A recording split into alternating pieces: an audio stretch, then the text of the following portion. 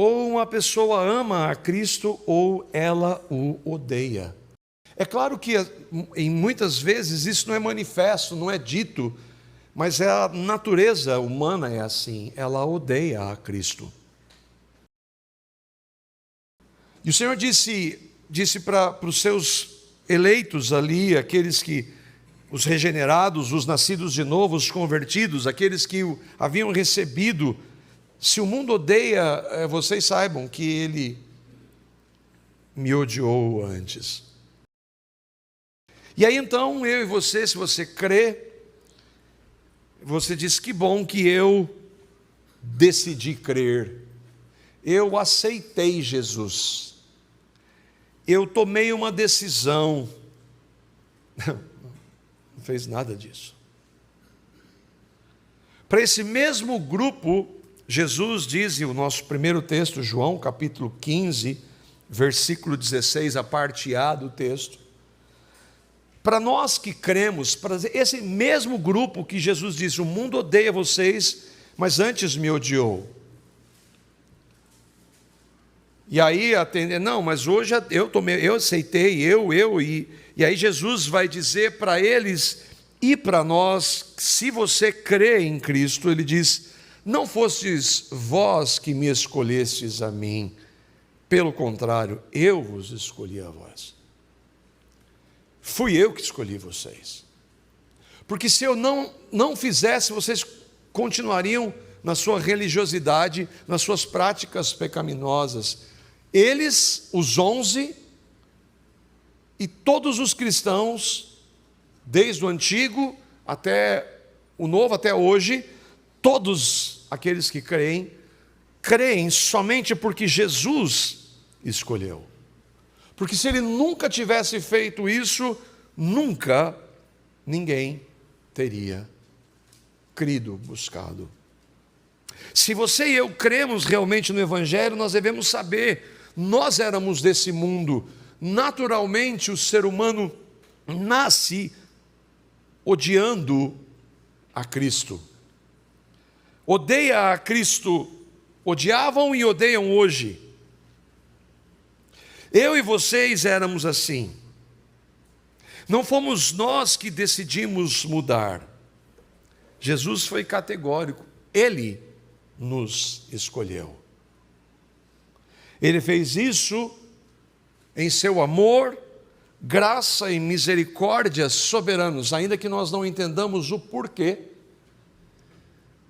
Mas não há nenhum mérito em nós. A fé não é nossa. Nada, toda boa dádiva e todo dom perfeito, veja, toda vem de Deus. O que nós naturalmente temos somos os nossos pecados, a nossa propensão contrária a Deus. Ele fez isso. E se hoje nós cremos e celebramos que um dia Ele se fez homem, saiba, foi porque Ele nos escolheu. Se cremos no Natal, no real significado, foi só pela graça de Deus. Nunca foi uma decisão humana. É verdade que Jesus não nasceu no dia 25 de dezembro. A probabilidade dele ter nascido nessa data é 0. E a data vem sim de uma realidade de uma celebração pagã. Mas nós podemos celebrar a vinda de Cristo qualquer dia.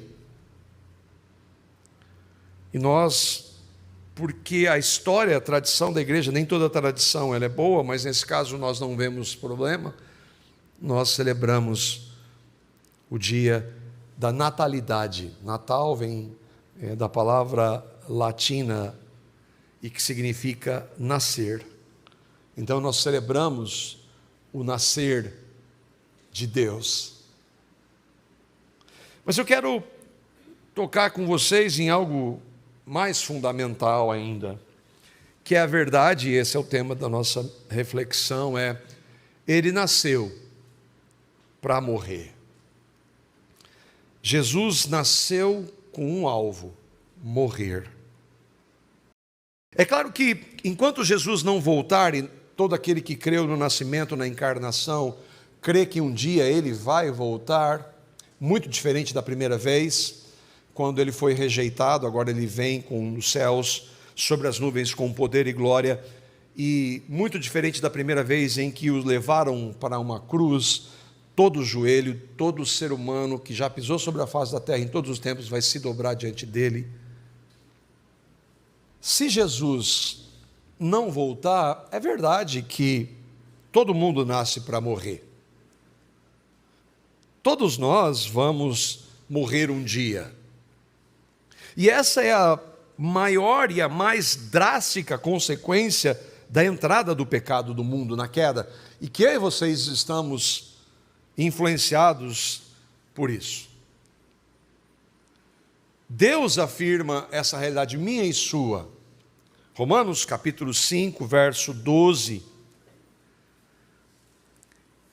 Deus, o Espírito Santo de Deus, inspirando o apóstolo Paulo, escreveu essa verdade a meu e a seu respeito, quando ele disse assim: por um homem só entrou o pecado no mundo, e pelo pecado a morte. Por um homem, qual homem? Adão. E por causa do pecado dele e de Eva, os seus filhos nascem em pecado, são pecadores, os seus filhos, até chegar em nós. Por isso eles morreram, por isso nós morreremos, porque todos pecaram. Por isso que a morte atinge todos os homens, porque todos somos pecadores. É claro, portanto, então, que nós todos morreremos. Isso, repetindo, se Jesus não vier antes, alguns não morrerão. Mas o nascimento e a morte de Jesus tem um outro sentido, porque Jesus não morre por causa do pecado. Porque ele é Deus, ele nasce sem pecado, ele não cometeu pecado. Mas ele morre porque ele precisava morrer para salvar todos aqueles que morrem. Mas todos? Não, todos aqueles que creem. E ainda que nós estejamos lembrando do nascimento, o foco é a morte dele. E por que ele teve que morrer?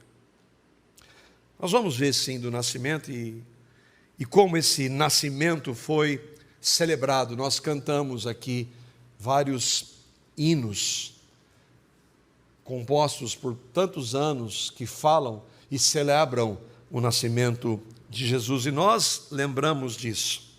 Sim, Deus se fez carne. Deus se fez um bebê. Isso é grandioso demais, é um mistério. Imagina, Maria levava Deus no colo. Porque, como o Gabriel trouxe, ele nunca deixou de ser Deus. E essa é uma das verdades centrais da genuína fé. Jesus é Deus e homem. Nós falamos 100% homem, mas 100% Deus, mas não bate essa conta, né? Mas a verdade é que ele é Deus e homem. Ele diz isso, a palavra diz isso. E então aquele bebê era Deus encarnado. Um bebê frágil. Né, Paulo? Imagina se você deixar o Josué lá, ó filho, se vira. Mas Deus estava ali naquele bebê. E naquele dia, pessoas celebraram. Dos 4 evangelhos, só Mateus e Lucas narram o nascimento. Todos narram a morte. Só Mateus e Lucas narram o nascimento. E eles ambos mostram a ascendência de Jesus. E aqui, o que é as genealogias estão em Mateus e Lucas. Ali, mas a gente lê genealogia, a gente passa rápido, né? Porque o que tem a ver com esse monte de... E nasceu e foi filho de tal e tal. Não, tem a ver com a nossa história. E aqui um problema para liberais, católicos e protestantes, grande parte negacionista da Escritura vai negar a literalidade de Adão. Adão é um símbolo da humanidade, e alguns vão tentar encaixar isso à proposta evolucionista, que é uma grande mentira. O fato é que na genealogia, Cristo, ainda que não por parte do Pai, mas por parte de Maria, descende de Adão. A genealogia coloca o nome de Adão lá, então ele não é um símbolo da humanidade, ele não é uma figura ele é o primeiro homem criado por Deus. Mas vamos ao que importa, o nascimento de Jesus. Por 4.000 anos aproximadamente, eu creio numa criação recente, e se nós pegarmos o relato bíblico, nós podemos partir desse princípio. Por 4.000 anos, desde Gênesis 3,15, o primeiro anúncio do Evangelho, logo após a queda, Deus havia prometido o Cristo. Cristo é o grego para a palavra hebraica Messias. Daí então a composição maravilhosa de Handel, Messias, que celebra ele. Deus havia prometido o Cristo. Desde o início. Aliás, antes do início. Todo o Antigo Testamento tinha como alvo essa promessa. Tudo no Antigo Testamento tinha um alvo, Cristo. Muitos, por não terem contato com a palavra, não crerem no Evangelho, não entendem isso. Tudo que Deus estabeleceu no Antigo, as leis, os sacrifícios, os sinais que Ele fez, a escolha de um povo físico, tudo isso tinha um alvo, Cristo. Lucas, Pedro, Paulo, João, escreveram sobre isso, disseram isso. Tudo que nós temos para escrever está com base nas Escrituras. Eles estão escrevendo a Escritura agora, Novo Testamento. Mas tudo que nós temos para tratar, e Jesus falou isso várias vezes, inclusive, está com base na Escritura, Antigo Testamento, Palavra de Deus, e que hoje muitos falsos profetas querem negar. E o próprio Jesus disse isso a um grupo de religiosos que tinha a Bíblia na sua mão, o Antigo Testamento, mas que não viam nele a promessa cumprida. João capítulo 5, versos 39 a 40. Jesus está aqui falando com um grupo de religiosos que defendiam, e aí então o perigo de nós estudarmos a Escritura sem ter o centro dela, que é o Evangelho. Nós, inclusive, corremos esse risco hoje. Há muitos hoje evangélicos que leem a Bíblia com uma percepção do Antigo Testamento sem ter o Evangelho da Graça como centro. E Jesus vai dizer isso exatamente para aqueles homens que conheciam as Escrituras. Mas olha o que ele diz a respeito desse conhecimento deles. E é errado conhecer a Escritura? É claro que não. Sem as Escrituras, nós não vamos conhecer a Cristo. Mas é possível você conhecer a Escritura sem conhecer a Cristo. O pior de todos os enganos. E ele diz, na versão NVT, eventualmente dá para usar a versão NVT. Vocês estudam minuciosamente as Escrituras. Está falando para os religiosos, os fariseus, os conhecedores da Bíblia. Vocês estudam minuciosamente as Escrituras porque creem que elas lhe dão a vida eterna. Sim, a Bíblia aponta para a vida eterna. E aí ele diz, mas as Escrituras apontam para mim, para Jesus. E no entanto vocês se recusam a vir a mim para receber essa vida. Vocês conhecem as Escrituras, mas se vocês não me querem, então o conhecimento de vocês não vale absolutamente nada.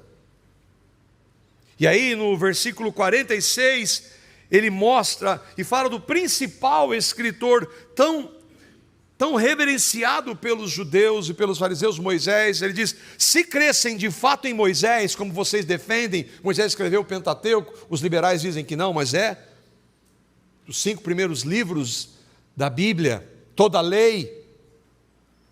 Se vocês crescem em Moisés, como vocês dizem que creem, vocês iam crer em mim, pois ele escreveu sobre mim. Não só ele, mas os salmos, os profetas, todo o Antigo Testamento fala sobre mim, fala a meu respeito. Eu sou o centro da Escritura.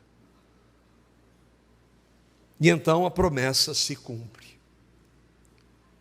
aquela promessa de milênios se concretiza, porque o que Deus disse vai acontecer.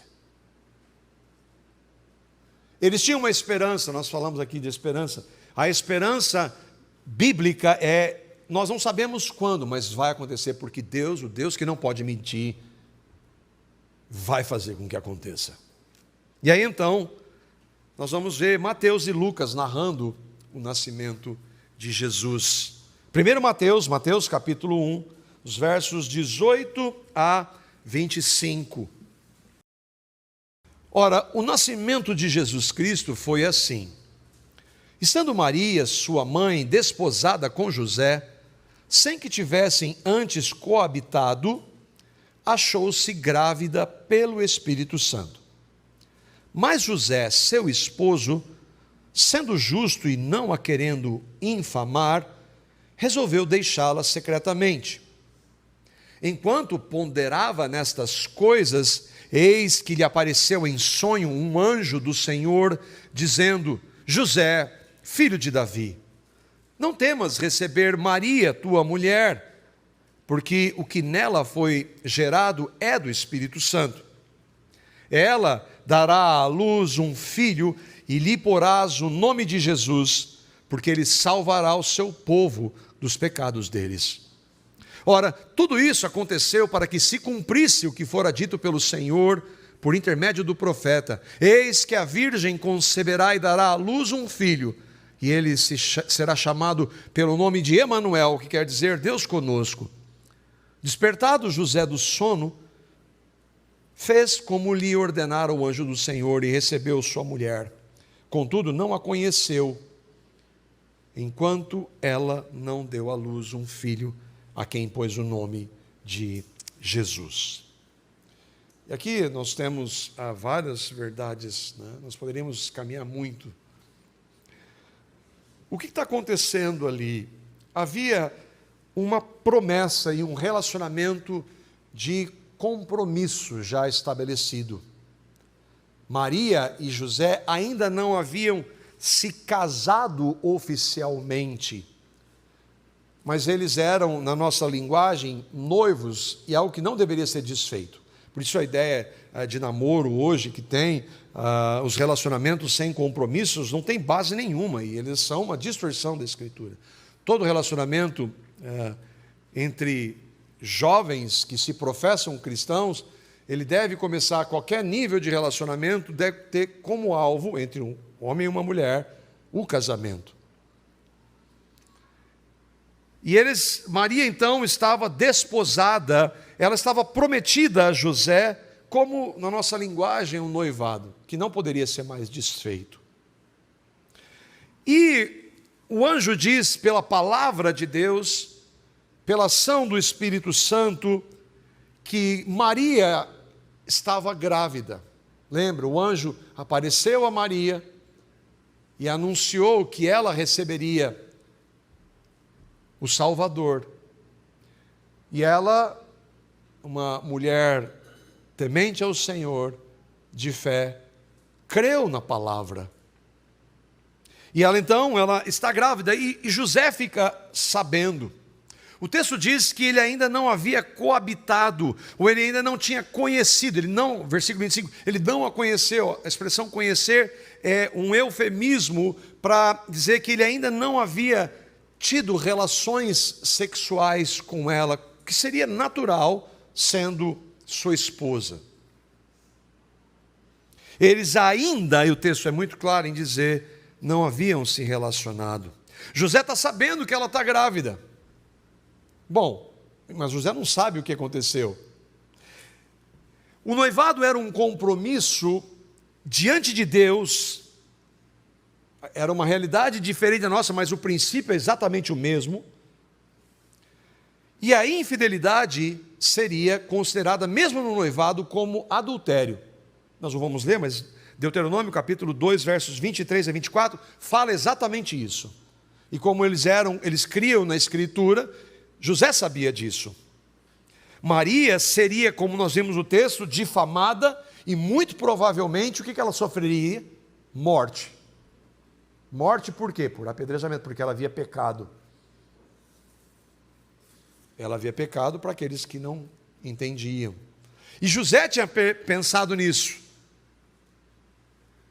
A lei também permitia, nós vemos isso também, mas Números capítulo 5, versos 11 a 31, permitia que no caso de infidelidade, um divórcio privado fosse feito.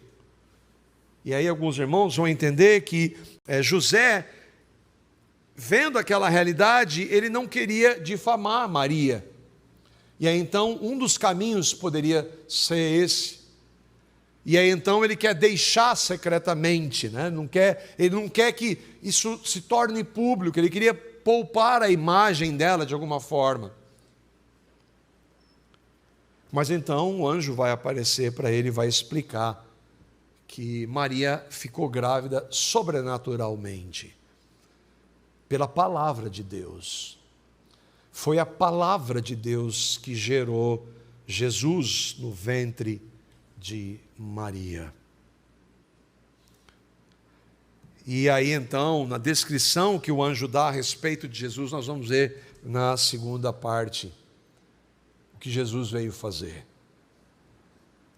Mateus vai descrever, e aquilo, lembra? Jesus falou assim: as Escrituras falam a meu respeito. Ele falou de Moisés, mas aqui já está falando, Mateus está falando de profetas. Todos os profetas anunciaram a Cristo. E Mateus então cita Isaías 7,14, do Deus conosco. Viria, se encarnaria o Filho de Deus. O Verbo se fez carne. A palavra se fez homem. E então José crê naquela verdade. E aí ambos nós vemos, eles creem no Messias, no Cristo. Só que é importante nós entendermos que, ainda que eles tivessem crido, assim como a nossa, a fé deles precisava progredir. Eles não tinham toda a compreensão, eles não entendiam tudo o que viria a acontecer, ainda que tinham o Antigo Testamento em mãos, mas assim como os apóstolos, muitas vezes não entendiam muito do que Jesus estava dizendo, fazendo e o que ele faria. José e Maria creram, mas sem ter compreensão plena. E o texto é claro: José não a conheceu, olha o que diz, enquanto ela não deu à luz a um filho. Ou seja, depois ele a conheceu.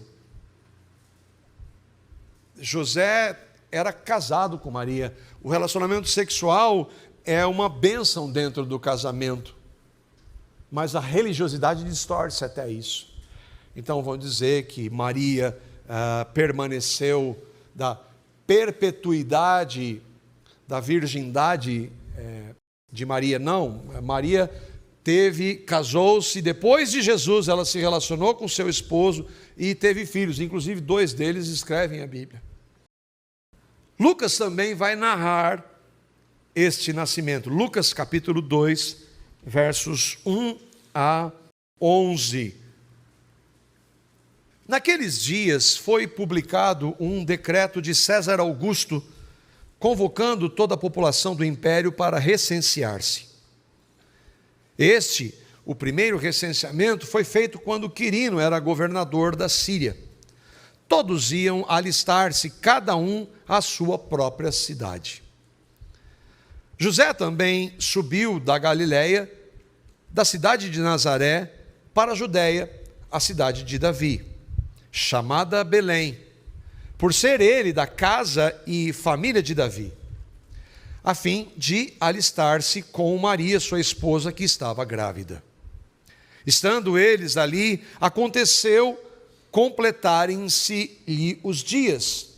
E ela deu à luz o seu filho primogênito, enfaixou e o deitou numa manjedoura, porque não havia lugar para eles na hospedaria. Havia naquela mesma região pastores que viviam nos campos e guardavam o seu rebanho durante as vigílias da noite. E um anjo do Senhor desceu onde os pastores estavam, e a glória do Senhor brilhou ao redor deles, e ficaram tomados de grande temor. O anjo, porém, disse a eles, aos pastores: não temais, eis que vos trago boa nova de grande alegria, que será para todo o povo.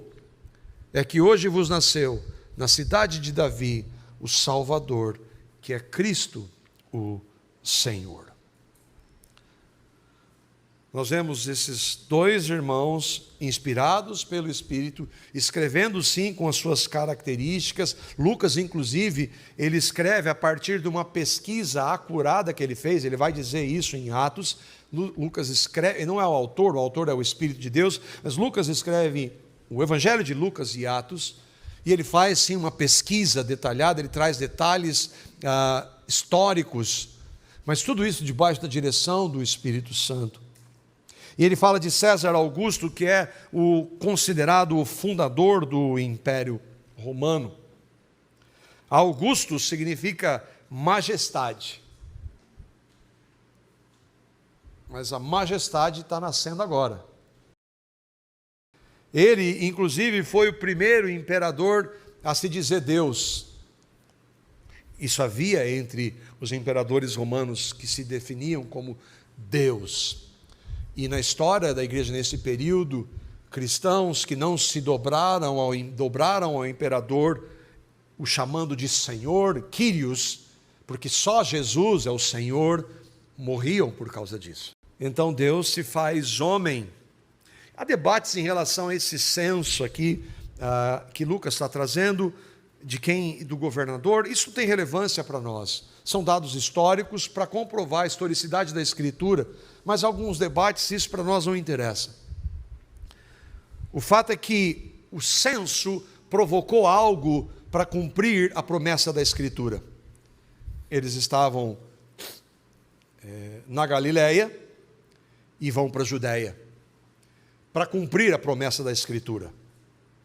Deus move a história para cumprir o que Ele estabelece.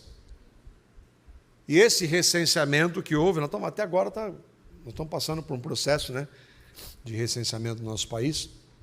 Naquela época foi feito. E então, como Davi, José, era de Belém, ele foi para lá, para fazer parte deste censo. E isso é para cumprir algo que foi escrito 700 anos antes. Deus governa a história ou não? 700 anos antes, Deus disse que assim aconteceria. A ida para Belém, por quê? Porque Jesus nasce em Belém. Miqueias, outro profeta, capítulo 5, verso 2. E aqui é importante, Jesus podia ter nascido em Jerusalém, um rei. Mas o nosso conceito de poder é maculado pelo pecado. O Deus que nós cremos, o rei que nós cremos, serve. Mas nós não gostamos de reis que servem. Miqueias capítulo 5, verso 2 diz assim, o profeta está dizendo, anunciando o que aconteceria, que está acontecendo agora no relato de Lucas: mas você, ó Belém Efrata, é apenas uma pequena vila entre todo o povo de Judá. Belém era uma cidadezinha, era nada, não tinha representatividade nenhuma. E, no entanto, um governante de Israel, cujas origens são do passado distante, é uma linguagem figurada para ele dizer desse Deus que não tem começo de dias, o ancião de dias. De você, dessa cidadezinha insignificante, sairá esse governante em meu favor. Miqueias está falando palavra de Deus em nome de Deus. Deus está falando por meio dele. Lá em Lucas nós vemos que ele escreveu que ela teve um primeiro filho, primogênito, primeiro filho. Primogênito, e aqui novamente da questão de Maria, primogênito é o primeiro dentre muitos. É claro que o primeiro dentre muitos tem um aspecto espiritual. Cristo é o primeiro filho, o unigênito, e que agora, quando ele se encarna, ele se torna o primogênito de muitos daqueles que creriam e seriam também filhos. E se você e eu cremos em Cristo, nós somos filhos. Mas o contexto e a realidade é que Lucas está escrevendo do primogênito fisicamente falando. Nós vimos, Maria e José tiveram outros filhos, filhos e filhas, inclusive, a Bíblia diz. Então, não há base bíblica para as doutrinas do catolicismo, que Maria tenha nascido sem pecado, que Maria continuou virgem, que ela foi elevada aos céus e muito menos que ela é comediadora com Jesus. Maria é uma irmã em Cristo de todos os eleitos. E é claro, uma mulher de Deus. Foi uma mulher de Deus. Nós lemos, é romântico a leitura que nós lemos, a gente vê sempre a manjedoura, tudo bonitinho. Não, Maria seria considerada uma adúltera, uma prostituta, porque ninguém acreditaria na história.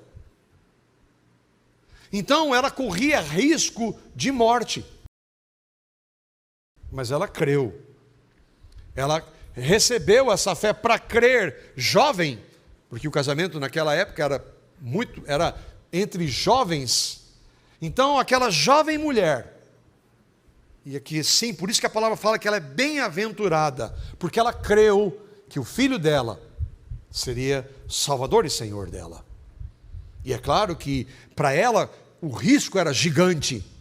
Nós estamos vendo uma perspectiva anos depois, mas quando ela recebe aquela mensagem, é só o que ela recebe, ela crê naquilo. Você não vê, ela não faz, mas isso agora eu corro um risco de morrer. Não, ela, seja feita em mim a vontade do Senhor. E isso é exemplo de fé, de crer genuinamente, que o homem não pode produzir, só o Espírito de Deus pode. Então Maria foi sim bem-aventurada, mas ela era uma pecadora e que precisava de um Salvador. Assim como eu e vocês. Se você crê, ela creu no Salvador. O texto também diz que ela enfaixou e o deitou numa manjedoura. Eles foram para Belém, não havia lugar para eles dormirem, e ela estava grávida, estava para nascer a criança, e eles são colocados então num curral. Não havia lugar numa hospedagem para eles, então eles têm que ficar em algum lugar, que ele vai nascer. E aí ele nasce no meio de animais, provavelmente, numa manjedoura. O Criador do universo, como homem, não tinha lugar para nascer. Irmãos, nada disso aqui é por acaso. Jesus, quando vai falar para os apóstolos, quando eles estão querendo sentar à sua direita, à sua esquerda, estão querendo governar, e eles querem um rei físico, eles querem um rei que domine, como a gente quer hoje. A gente quer um rei que faça as nossas vontades, né? E que a gente não corra nenhum risco. E Jesus falou assim: vocês não estão entendendo nada. Desde o início eu estou mostrando como é o meu reino. O meu reino sou eu vindo como Deus do universo, rejeitado desde o nascimento. O meu padrão não é o padrão do pecado. Mas nós, volta e meia, somos influenciados por isso. Então o Deus criador do universo nasce numa cidadezinha menosprezada, num curral. E quem vai vê-los? Pastores. Quem vai presenciar a vinda do Deus encarnado? Naquela região tinha uns pastores ali. Puxa, mas os pastores eram eram pessoas de valores, valorizados pela sociedade, pelos judeus. Os pastores eram considerados como cobradores de impostos, eram a escória, não valia nada. James Edwards escreve: coletores de impostos e pastores eram considerados desprezíveis pelos judeus. Irmãos, você consegue entender o padrão do Senhor para nós? Ele continua para nós. O maior no reino dele é o quê? É o que está aqui em cima do púlpito, que fala? Não, o maior é aquele que serve. Foi isso que ele fez ou não? Desde sempre em sua vida ou não? Os pastores foram recebê-lo, foram celebrar. É totalmente diferente dos nossos valores. Deus é maravilhoso, porque Ele destrói os nossos valores. Ele destrói todos os valores desse mundo. Deus se fez homem nestas condições. O que eles esperavam era diferente, né? Os apóstolos falaram: Senhor, quando é que o Senhor vai? E depois da ressurreição, quando é que o Senhor vai restabelecer o reino para Israel? Tá, foi importante, o Senhor morreu, ressuscitou, mas quando é que a gente vai ter? Depois da ressurreição. Hein? Quando é que a gente vai ter o reino mesmo? Eu falei assim: isso aí não pertence a vocês. E tanto não pertenceu a eles, porque todos eles morreram debaixo do império que subjugava. E é assim para nós. Cristo para nós é essa a realidade. Ele, em sua graça e misericórdia, pode permitir que nós vivamos uma sociedade onde a gente tem liberdade, que nós podemos falar. Mas há irmãos hoje morrendo por causa do nome de Cristo, em países que não têm a liberdade que nós temos. E quando às vezes nós vemos um pouquinho dela abalada, a gente treme, mas nunca foi padrão assim de Deus para o seu povo. Então eu quero ser mártir? Não, mas não é padrão. Olha o que eu estava preparando e meditando, lembrei desse texto. 1 Coríntios capítulo 1, versos 27 a 29. Veja se o que está acontecendo com Deus encarnado agora não é o que Paulo, inspirado pelo Espírito, diz aqui. Olha que maravilha, isso é para aquela realidade, isso é para nós que cremos. Deus escolheu as coisas loucas do mundo para envergonhar os sábios. Ele escolheu as coisas fracas do mundo para envergonhar as fortes. Ele escolheu as coisas insignificantes do mundo e as desprezadas e as que nada são, para reduzir a nada as que são, para que ninguém se glorie diante dele. Foi por isso que Deus se fez homem nessa forma.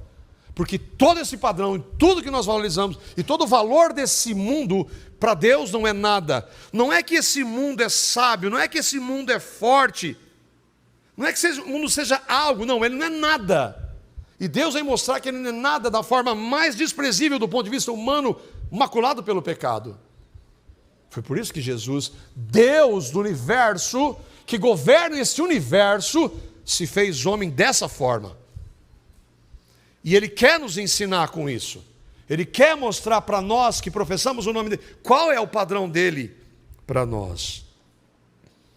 Tudo que pecadores valorizam, poder, fama, sucesso, popularidade, Deus destrói. E aqui então entra a segunda e mais importante razão. A celebração nossa é da morte de Cristo. Mateus e Lucas dizem com todas as letras, no dia do nascimento de Jesus, o que ele veio fazer.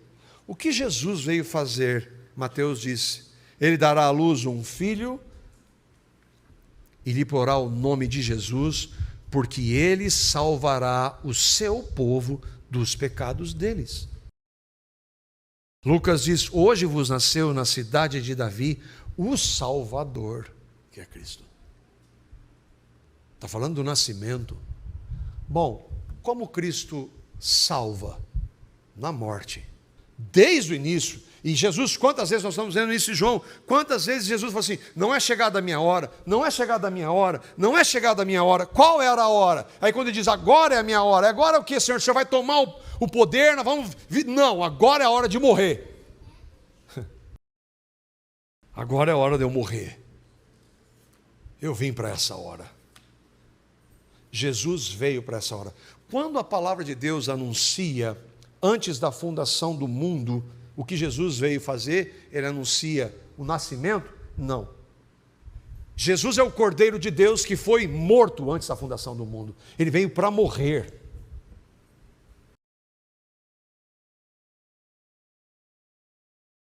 Deus faz tudo só para a glória dele. Deus faz tudo só para a glória dele. O universo e tudo que existe foi criado com esse objetivo, para a glória de Deus. Por isso que o homem rejeita. Porque nós queremos ser como Deus. Quando ele criou tudo, tudo era muito bom. Sim ou não? O relato bíblico, Gênesis 1, capítulo 1, versículo 31, diz: e viu que Deus, que tudo que havia feito era muito bom. Até aquele momento, tudo era maravilhoso, não havia pecado. Não havia pecado no âmbito angelical, não havia pecado no homem. Mas o diabo e os seus seguidores, que foram criados bons, se rebelaram contra Deus.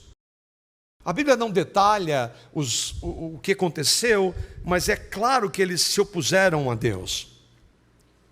E rebeldia é pecar, pecar é desobedecer a Deus. Não como, essa semana eu estava ouvindo um pastor, ele não é pastor, é um apóstolo, ele dizia: o que é pecado? Pecado é tudo aquilo que faz mal para você. Esse cara já foi o maior pastor evangélico no Brasil. Pecado é tudo que faz mal para você. Não, pecado é desobedecer a Deus. O quê? Tudo que Deus manda que nós façamos ou não.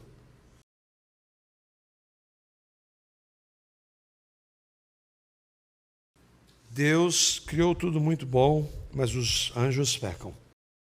O homem também estava desse muito bom e também se rebela.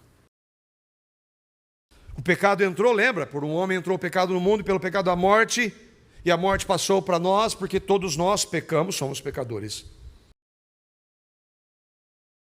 O pecado entrou e causou o mal que nós vemos, a desgraça que nós vemos. E da nossa perspectiva, porque lembra, Apocalipse 13:8 diz que Cristo foi imolado antes da fundação do mundo. Antes de existir tudo, Cristo já havia sido imolado. Como é que você explica isso? Eu não explico, mas a Bíblia diz que é. Então isso mostra que Deus, em sua soberania, havia um plano, decretado um plano, e que tudo que aconteceu está debaixo do controle dele e é para a glória dele. Agora, da nossa perspectiva, Deus promete o Messias imediatamente após a entrada do pecado. Gênesis 3:15. Deus promete salvação aos homens. Entenda, isso foi exatamente, imediatamente após a entrada do pecado. Portanto, nada no Antigo Testamento tinha o poder de salvar. Porque se ele diz, só tem uma forma de salvar, mas esses sacrifícios, mandamentos, não, isso nunca vai poder salvar. Isso é só para mostrar que o homem é pecador. Ele só vai poder ser salvo quando eu, na pessoa do meu filho, vier para salvar. Por milênios, Deus repete por meio dos seus profetas, dos livros poéticos, da lei, que ele salvaria quem? Deus promete que salvaria a humanidade? Não, ele promete o seu povo dos seus pecados. Deus prometeu que salvaria o seu povo dos seus pecados. Milhares de anos após a criação, nasce o Salvador, que veio para morrer, porque é a única forma de salvação. Por isso que os animais do Antigo Testamento eram mortos. Por isso que era derramado sangue. Sem derramamento de sangue não há remissão de pecados, sem morte. Jesus veio para morrer. E aqui eu queria terminar com alguns fundamentos dessas verdades que nós vimos e que têm implicações para mim e para você. A primeira é que só Deus pode salvar o homem do seu estado de pecado. O que o profeta anunciou? Que Jesus era Deus conosco. O homem não pode salvar-se. Ele não pode se salvar. Nenhum pecador tem o poder de se salvar dos seus pecados. Não há nada que o homem possa fazer, por exemplo, participar no culto no dia do Natal, para desencargo de consciência. Você não pode fazer nada. Tentar obedecer os mandamentos. Falando para o Paulo, e nós com filhos pequenos, a gente vai ensiná-los o que é certo e errado. o que Deus diz para fazer, o que Deus diz para não fazer. E talvez eles estejam experimentando um pouquinho, né, com a Pâmela, eles não têm prazer nas coisas de Deus. O prazer do meu filho é ver desenho. Graças a Deus eu pego uns desenhos e falo do desenho de Jesus, mas ele prefere o pica-pau. Eles não têm prazer em Deus, naturalmente. Então nós vamos ensiná-lo o que é certo e o que é errado, nós vamos discipliná-lo porque nós amamos. Mas nada disso tem o poder de salvá-los. Eles precisam ouvir que eles são pecadores e que só Jesus pode salvá-los. Desde quando? Desde o momento que eles começam a compreender um pouco. Só Deus, por isso Jesus é Deus, pode salvar. Ler a Bíblia, obedecer mandamentos, participar, rezar, nada disso salva ninguém. O homem não pode salvar, só Deus pode. E a verdade é o seguinte, não que o homem ele não pode porque ele quer, ele não quer. O homem não quer ser salvo. Nenhum ser humano no pecado quer ser salvo. Por isso que ele precisa receber uma vida para então desejar, para então crer, porque se ele não receber essa vida, ele não... mas as pessoas tentam buscar na religião, tem tantas religiões, o que elas são? Elas estão rejeitando a Deus. Leia Romanos 1, leia umas 100 vezes Romanos 1, para você entender. As falsas religiões não são uma tentativa de buscar a Deus, porque eles não têm a Bíblia, eles estão rejeitando a Deus.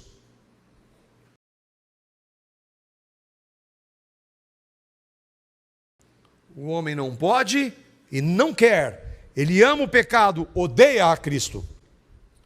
E aí, só há um Salvador estabelecido por Deus, o Deus Filho, Jesus. Porque Deus exige perfeição. A lei não tem o poder de salvar, é verdade, mas só quem obedece toda a lei, em todo o tempo, pode ser salvo. Por isso que ninguém vai ser salvo. A não ser que venha o Deus que estabeleceu a lei e que obedeça a ela todo o tempo, que foi o que Jesus fez. Ele obedeceu toda a lei e concluiu a sua obediência morrendo por pecadores.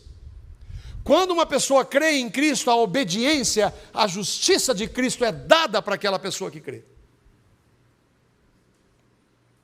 Por isso que Maria não pode salvar, nem ser mediadora, nem ser corredentora, ela não tem poder.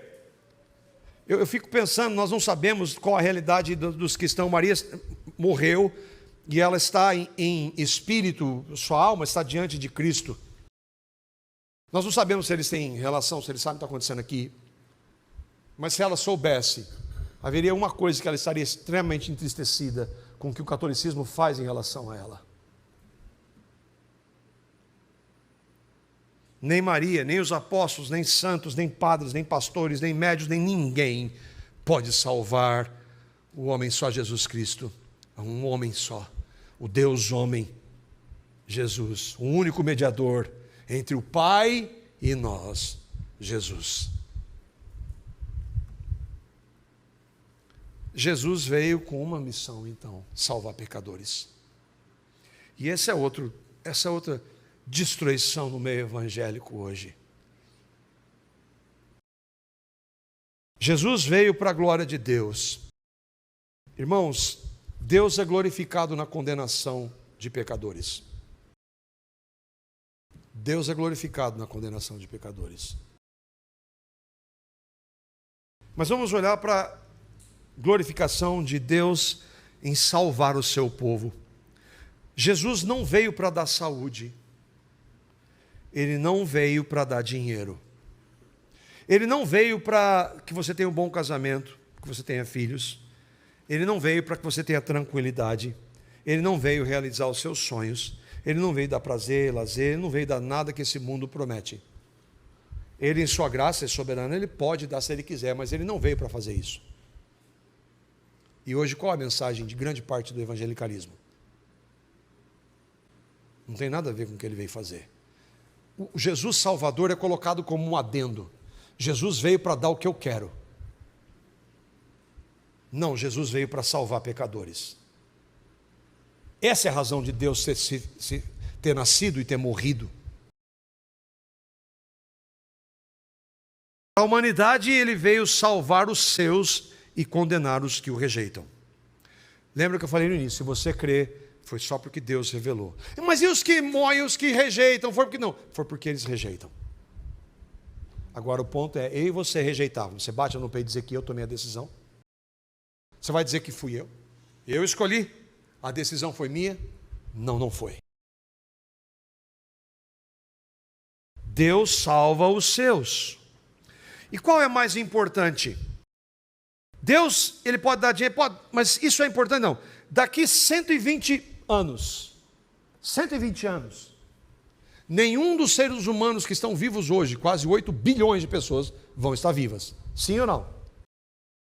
Daqui 120 anos, nenhum dos 8 bilhões vão estar vivos. Mas eles poderiam ter saúde, dinheiro, casamento, filhos, tudo. Se eles não tiverem salvação dos seus pecados, para onde eles vão? Então qual é o mais importante? O que Jesus veio fazer? Veio salvar pecadores. E quem vocês somos?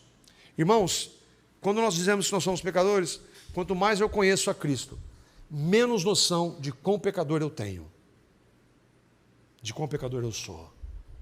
Quanto mais você conhece a Cristo, mais você vai vendo que você é pecador, mas você não consegue atingir a gravidade do seu pecado. Mas para nós não, pecado é uma coisa fácil, é uma coisa tranquila. É uma coisa que a gente dá uma descansadinha, joga debaixo do tapete. Nós somos pecadores. Nós somos tão pecadores que a única forma de Deus salvar o homem é mandar o filho dele para morrer em uma cruz. Dá para a gente ter uma ideia, uma pequena ideia da gravidade do nosso pecado. Ele veio salvar pecadores do que, essencialmente? Da condenação eterna, do inferno. Ele nos salva de nós mesmos. Ele nos livra dos nossos pecados. Ele nos dá vitória sobre eles. Ele traz sentido nessa vida, esperança para essa vida. Mas ele veio salvar pecadores da condenação eterna. Porque todos pecaram. Deus é santo e não tolera o pecado. E por isso ele veio salvar pecadores. Os salvos dos seus pecados, quando essa vida acabar, estarão com Cristo. Nossa maior esperança. Os não salvos, os que rejeitam a Cristo, serão condenados. Jesus veio para salvar, ele morre para salvar, mas como ele faz isso? E eu termino João, capítulo 12, versos 32 a 33. Jesus está dizendo isso, ele está dizendo como ele salva pecadores. O texto é claro, ele diz, e eu é Jesus, é o Cristo, quando for levantado da terra, atrairei a todos a mim mesmo. Mas do que o Senhor está falando, Jesus? E João, inspirado pelo Espírito, diz, isso Jesus disse, significando de que tipo de morte ele havia de morrer. Qual foi a morte? Morte de cruz. Quando Cristo é crucificado, ele é levantado naquela cruz. Ele atrai todos. Todos quais? Todos os seus.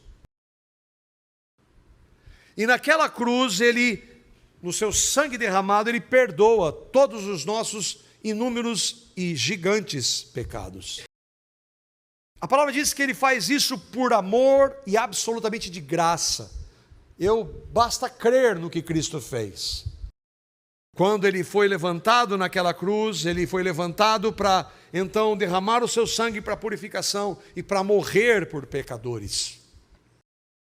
Pela graça de Deus e o poder de Deus, ele não ficou na morte, mas ele ressuscitou.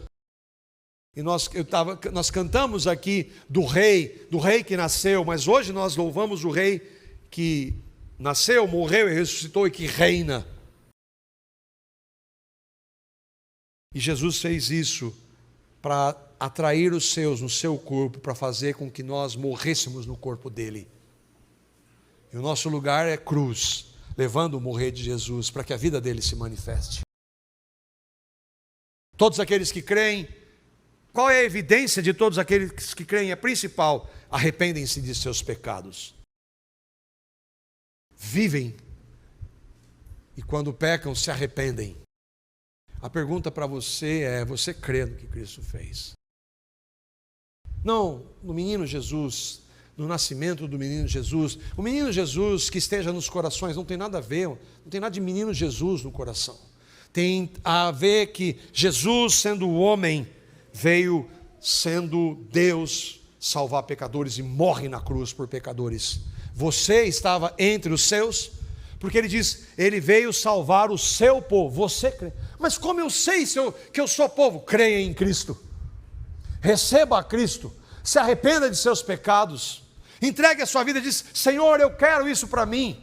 Eu quero crer no que Cristo fez, que o Senhor fez, que lá, mesmo que eu não veja, não sinta, o Senhor fez isso na cruz por mim. Meu nome, Marco, ele fez isso por mim. Morreu pelos meus pecados, me fez morrer, no seu sangue me perdoou e me dá uma nova vida na sua ressurreição. Eu creio, eu recebo pela fé. Se você crê, você faz parte do povo dele.